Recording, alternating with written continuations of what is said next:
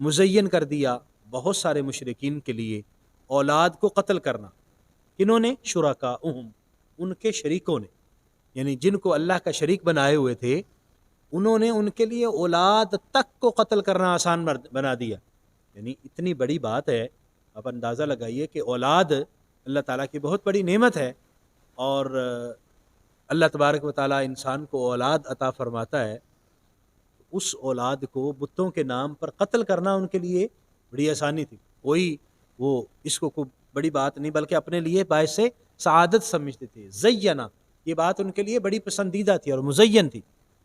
نبی کریم صلی اللہ علیہ وآلہ وسلم نے جس خوبصورتی کے ساتھ آپ نے انہیں سمجھایا اور ہر طرح سے ان کی غلط روش پر متنبہ کیا، وہ بذات خود ایک قابل اطاعت اور لائق تقلید چیز تھی.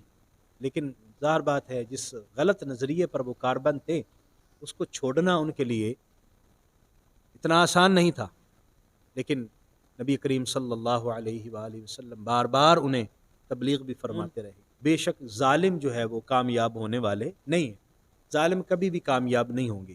اور سب سے بڑا ظلم تو یہ ہے کہ اپنے خالق و مالک کی عبادت سے منہ موڑ کر کسی اور کی عبادت کرنا، اپنے خالق اور مالک کے خدا ہونے اور رب ہونے کو تسلیم نہ کرنا اور کسی اور کو اپنا رب اور خدا سمجھ لینا.